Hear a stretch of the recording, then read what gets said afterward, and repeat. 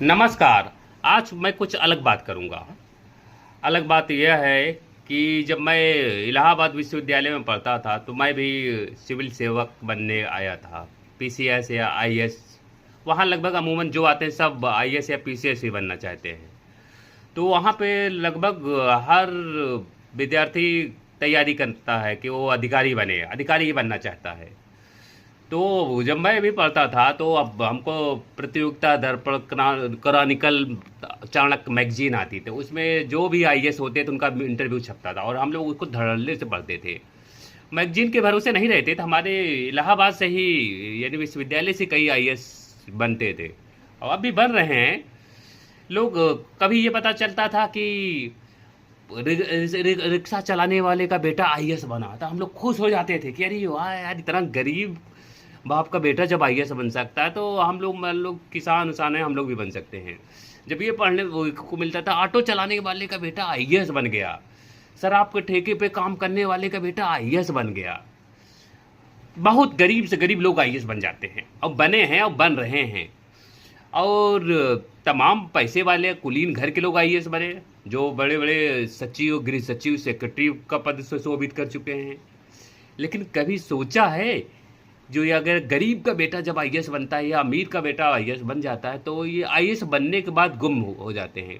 IAS बनने के बाद जब रिजल्ट आता है 1-2 महीना इनका अखबार में इंटरव्यू छपता है, मैगजीन में छपता है, इवन कि टीवी भी इंटरव्यू आता है। लेकिन उसके बाद ये गुमनाम हो जाते हैं, गुमनामी के अंधेरे में खो जाते हैं।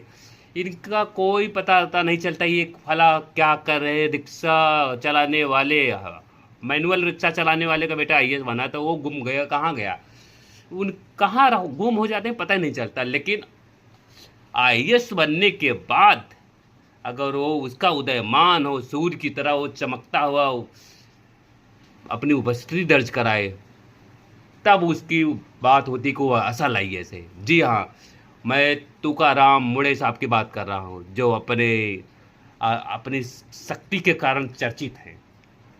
ये असल आईएएस ये हैं। ये नहीं कि आप आईएएस बन गए, अखबार में नाम छप गया, इंटरव्यू आ गया तो आईएएस बन गए। आईएएस, असल आईएएस वो होता है जब वो अपने काम के कारण दिखता है कि वो असल अधिकारी है। तुकाराम मुड़े साहब ने तहलका मचा रखा है। उनकी अच्छाइयों के चर्चे हर जगह हो रही है। हर जो दहशत है माफियाओं में, जो मिलावटखोर हैं, क्योंकि एफडीए के वो अधिकारी हैं, इनको आयुक्त बनाया गया, कमिश्नर हैं, तो मिलावटखोरों में जो गलत काम करते हैं उनकी गिकी बन गई है तुकाराम मुड़े साहब के कारण। अगर हर भारत का अधिकारी आईएएस, चाहे आईएएस हो या पीसीएस हो, तुकाराम मुड़े साहब की तरह हो जाए तो भ्रष्टाचार वाकई मिट जाए।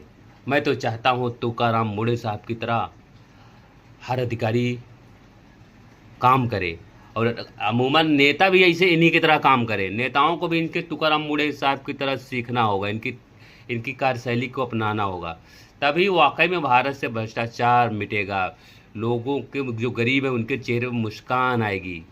तो मेरा कहने का ये मतलब, मैं किसी के अपमान नहीं कर रहा हूँ। जो हमारे सीनियर और हमारे अग्रज हैं वो आईएएस बने हैं, अधिकारी बड़े पद पर सुशोभित हैं, लेकिन वो दिखते नहीं हैं। वो बहुत अच्छा खासा बड़े बंगलों में रहते होंगे, बड़े पद को सुशोभित करते होंगे, उनका बैलेंस भी बढ़ गया होगा, लेकिन कोई उनको जानता नहीं। रिजल्ट आने के बाद या रिश्तेदार जाने, अगल बगल जाने, घर परिवार जाने, उसके बाद कोई नहीं जाना। लेकिन तुकाराम मुड़े साहब हैं कि अपने कार्य के कारण पूरे भारत को बता दिया कि वो असल आईएएस है। तो ऐसे आईएएस की ज़रूरत है हमें, ऐसे अधिकारियों को की ज़रूरत हमारे देश को है।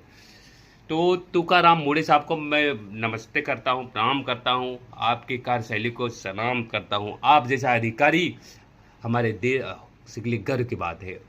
वो महाराष्ट्र ही नहीं, मैं चाहता हूँ पूरे भारत में ऐसे अधिकारी हों। आप जैसे अधिकारी की बदौलत ये देश का नाम रोशन हो रहा है, राज्य का नाम रोशन हो रहा है। कौन जानता था फला ने बहुत आईएएस खूब पैसा कमाए, वो कमाए, अरबों खरबों कमा लिए, कमाते भी हैं, लेकिन आप आदमी का आप नाम कमाए हो। तब मैं फिर से तुकाराम मुड़े साहब को नमस्ते करता हूँ। सर, सलाम है आपके कार्य को। जय हिंद, जय भारत, जय महाराष्ट्र।